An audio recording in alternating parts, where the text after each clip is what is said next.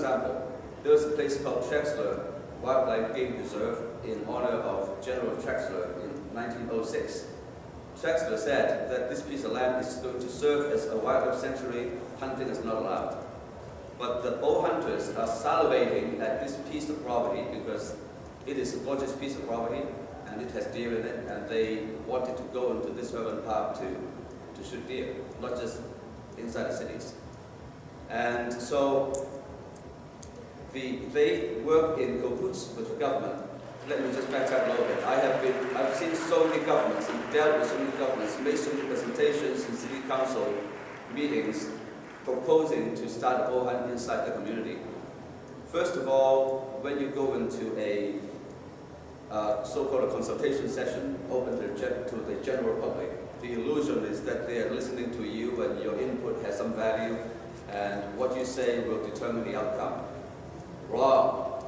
It has been predetermined behind closed doors between the pro-hunting government and the hunting community. Everything has been signed and sealed and delivered. You go in there and you are the puppet to make them look good because they are following this democratic process.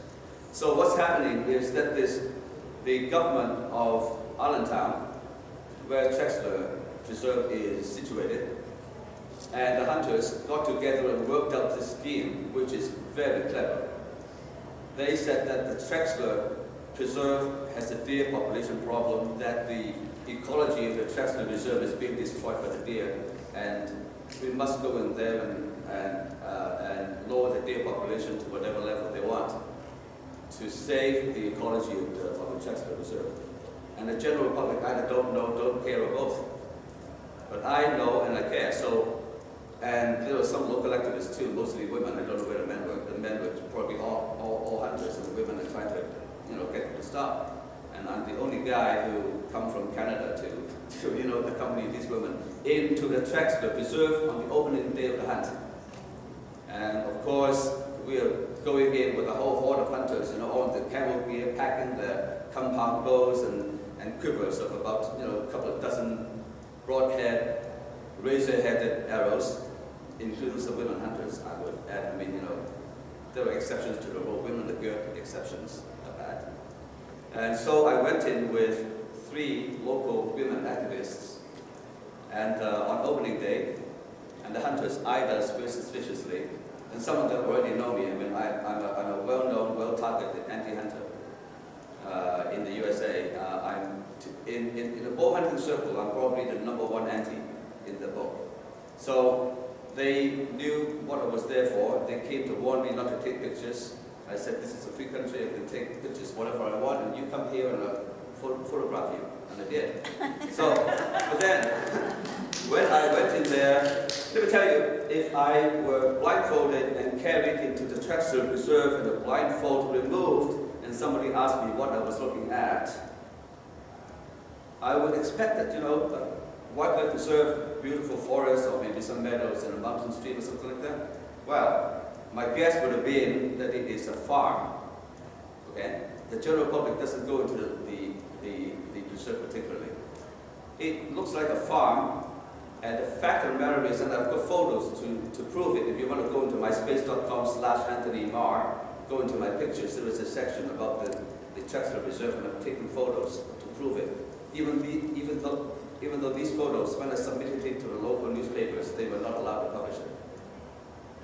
When I went in there, all I saw was row upon row of deer clover cultivation. The forest had been plowed down by square miles, and in its place, a plantation of deer clover were put in place. And of course, the deer population went sky high as a result of that. And the hunters went in there and shoot them, and once again perpetuate that deer population problem year after year henceforth. Now, that is really evil. And compounded with the local media that was controlled also by the hunters, and the local newspaper owner was also himself a hunter. So of course they wouldn't do anything about it. So the general public remained blind and dumb, and these things happen right under their nose, and they just don't know about it, and they don't care about it. All right. So want is for you to understand the hunter's mindset so that you can determine for yourself a strategy that you can attack them. But first of all, you can understand this. And the Hunter Harassment Act, I have already spoken it on Friday night, and somebody in the banquet at Sawazi has spoken about it, Odette Wilkins. So I'm not going to repeat that. If you want some more information, in my website, myspace.com/Anthony Marr, there is also a series of radio interviews. I'm a radio talk show host as well, hosting the annual Voices radio program. And I interviewed Jan Haddington, the lawyer who was fighting this as a spearhead of this drive. And listen to that 1 full-hour interview between me and Jan, and you know all about it.